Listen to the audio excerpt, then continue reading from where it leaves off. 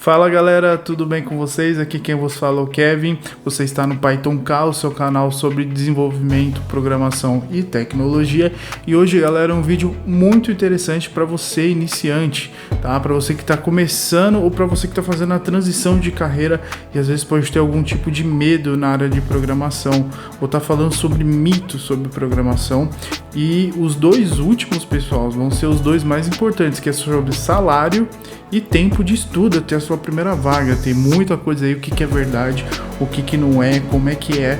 Então eu vou falar sobre a minha experiência, minha primeira experiência, como foi, quanto tempo eu demorei, tá? E vou falar algumas outras coisas também que sempre tem aí na mídia, sempre tem alguém comentando que você precisa ter isso, aquilo, e às vezes pode ser verdade ou mentira. Eu vou estar falando isso com vocês agora, então bora lá pro vídeo.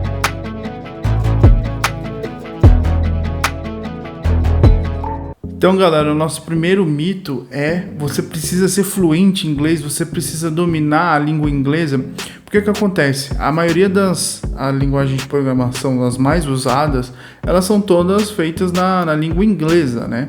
Então, às vezes a pessoa que está fazendo uma transição de carreira ou aquela pessoa que está procurando um novo emprego, ela pode ver e se assustar um pouco, falar, eu não manjo inglês, será que eu vou conseguir? Ou então às vezes alguém fala, você tem que saber. E galera, isso é mentira, tá? A linguagem de programação ela é feita em inglês, mas você não precisa saber inglês, tá? Você não precisa ser fluente, você não precisa ser um nativo. Obviamente, com o tempo, você vai adquirindo até conhecimento da língua inglesa por usar a linguagem de programação, porque você vai aprendendo, vai decorando os comandos, tá? E elas vão você sempre vai aprendendo mais. Óbvio que nos cursos, o curso que você estiver começando na sua linguagem, o seu professor nunca vai começar já passando, por exemplo, uma função que é grande e tal para você. Vai começar com um comando simples, então vai sendo gradativo, você vai aprendendo e conforme vai passando o tempo você vai pegando as palavras, você vai decorando o que tal comando faz. Então você não precisa saber inglês, tá? Então, essa é o primeiro mito aí, tá bom? O segundo mito é sobre idade, tá? Eu vejo que pessoas aí com mais idade, pessoas aí acima dos 40 anos, tem um certo receio de querer aprender linguagem de programação por falar que, eu não consigo mexer no computador, como é que eu vou aprender uma linguagem de programação? Bom, esse é um mito, tá? Não tem uma idade limite para você começar a aprender a programar, aprender uma linguagem de programação. O que acontece é que você tem que ter uma noção básica de como funciona o computador, saber digitar, saber navegar, né, no computador e tal. Um bom exemplo assim, se você consegue mexer num celular, no smartphone, você consegue aprender uma linguagem de programação no computador, tá? Que nem eu falei no primeiro, os professores eles são cada vez mais didáticos, tá? Os cursos que eu tenho visto eles são muito didáticos e sempre muito passo a passo, do começo, da instalação até você desenvolver seus primeiros projetos, é tudo muito bem mastigado, bem passo a passo. Então, para você que tem mais idade, super vale a pena você querer às vezes fazer a transição de carreira, alguma coisa. Então, não tenha medo, tá bom? Isso é um mito, não existe idade para aprender programação. Bom, galera, nosso terceiro tópico, nosso terceiro mito é sobre, eu preciso saber muita matemática, eu preciso ser um gênio da matemática. Isso é mito, pessoal. Você não precisa ser um gênio da matemática, você não precisa fazer várias fórmulas, tá? Dependendo da área que você for atuar, você vai ter que fazer algumas lógicas matemáticas. Mas, por exemplo, divisão, subtração, essas coisas, pegar porcentagem, isso você pega no próprio Google, você pede lá a fórmula e você monta, dependendo da sua linguagem, você vai aprendendo a trabalhar com conceitos matemáticos, então você só vai aplicar a fórmula, você não vai precisar ficar fazendo conta, até porque a linguagem de programação vai fazer isso para você. Então, você não precisa ser um super gênio da matemática, você só tem que conhecer os conceitos básicos matemáticos, como é que funciona, tá? Então, é mais lógica mesmo, tá? Não matemática. Bom, galera, agora nós vamos entrar naquele conceito que eu falei que são os dois que mais pegam aí, que é sobre salário e tempo de estudo. Primeiro eu vou falar sobre o salário, tá? Eu tenho visto algumas pessoas que vendem cursos, né, aparecendo, conquistando sua primeira vaga com salário inicial de 7 mil reais, salário inicial de 15 mil reais, você quer ganhar 12 mil reais.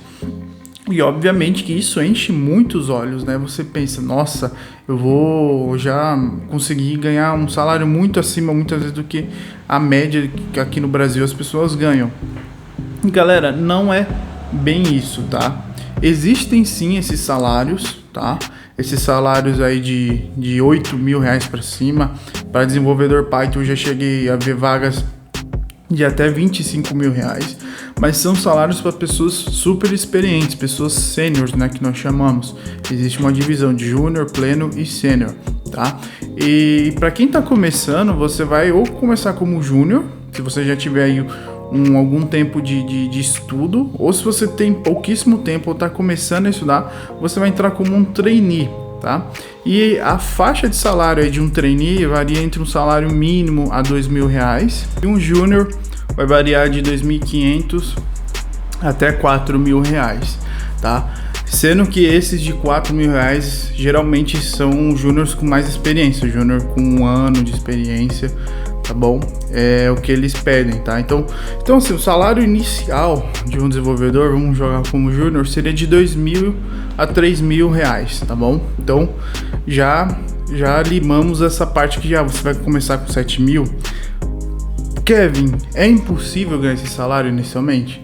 Vou falar que impossível não é, mas que 99,9% das vagas não vai ter esse salário inicialmente, tá bom? E agora, galera, o mito que mais eu vejo por aí, além do salário, que é sobre o quanto tempo você demora para conseguir a sua primeira vaga. E aí tem uma coisa muito importante, tá? Isso vai ser um pouco relativo, mas eu vou usar o meu parâmetro e dos meus colegas que eu já trabalhei, que eu já conversei, então eu já vi como é que foram as experiências deles também. Seguinte, também eu vejo muita gente vendendo curso por aí falando, em 6 meses você vai ter sua vaga de full stack. Galera, eu estou estudando, vai fazer 2 anos agora, no final de março. E eu estou estudando, meu objetivo é ser um full stack. Só que eu já estou nesses 2 anos e agora que eu estou começando a pegar uma parte mais de front-end, né? Eu sou back-end, minha especialidade, o meu forte é o back-end em Python. E por agora que eu estou aprendendo mais sobre front-end, né? Estudando React, mais HTML, CSS e tal. E banco de dados também é muito importante para um full stack. Aliás, se você quer saber como é que funciona um back-end, um front-end e um full stack, acho que aqui ou aqui vai ter um videozinho no card que eu explico a diferença desses 3 termos e o que é cada um deles, tá bom? Então, vai fazer 2 anos que eu estou estudando e ainda não sou um desenvolvedor full stack, tá? Kevin, então é tudo mentira, eu não vou aprender nada nesses cursos? Você vai aprender. A diferença é que eles pregam que em 6 meses você vai ser um desenvolvedor full stack e vai conseguir sua vaga. Então, aí a gente começa o primeiro problema. São mais de 6 meses para você ser um full stack. Você pode aprender os conceitos de um full stack em 6 meses?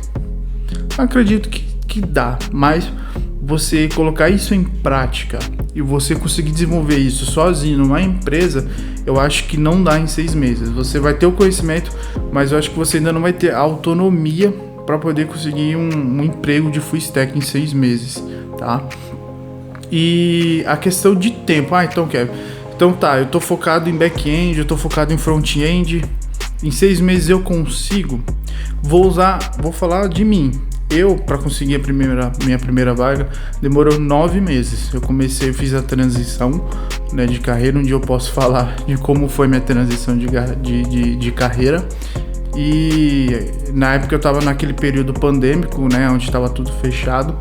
E eu demorei 9 meses, foram 9 meses estudando, fazendo aí, acho que eu fiz uns 4 cursos inteiros, até eu conseguir a minha primeira vaga como desenvolvedor Python Backend Júnior, tá?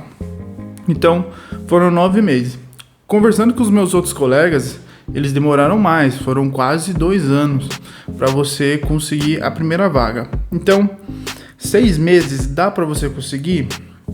De novo, não vou falar que é impossível você conseguir uma vaga em 6 meses, mas é difícil, é mais difícil. Hoje em dia o mercado, eles estão numa onda de pedir muita experiência, tá?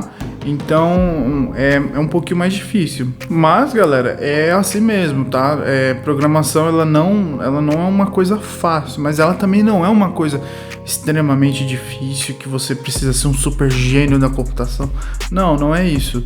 Mas o tempo ele vai variar muito assim do que a empresa tá querendo buscar como profissional, né? No meu caso eu consegui 8 meses porque a empresa ela tinha uma metodologia de formar desenvolvedores para crescer lá dentro e a gente crescendo e a gente ia fazendo novos discípulos, podemos dizer assim, ia entrar novos programadores e nós íamos ser quem ia cuidar desses novos programadores. Acabou que isso não deu muito certo lá dentro, mas consegui essa vaga, fiquei lá por 1 ano nessa empresa, que foi onde eu consegui minha primeira experiência, foi muito bom ali para mim, tá? Então, assim, procure as empresas que tenham, se você tá começando e precisa ser uma coisa mais urgente, procure esse tipo de empresa, que querem que o desenvolvedor cresça, tá? E claro, você tem que saber chegar sabendo alguma coisa. Não adianta você, 3 meses já querer mandar algum tipo de currículo, alguma coisa que eu acho que muito difícil vão te chamar, tá bom? Então é isso, pessoal. Espero que vocês tenham gostado dessas dicas que eu dei, que vocês possam ter tirado essa escama dos olhos de vocês sobre programação, que ela não tem coisas que são reais, tem coisas que não são reais, tem coisas que são relativas, né? E espero que isso possa clarear um pouquinho mais para vocês, tá bom? Então fica aí com mais esses 2 vídeos aí, se inscrevam, tá? Vai estar bem aqui no meio aqui, tá bom? Valeu e falou!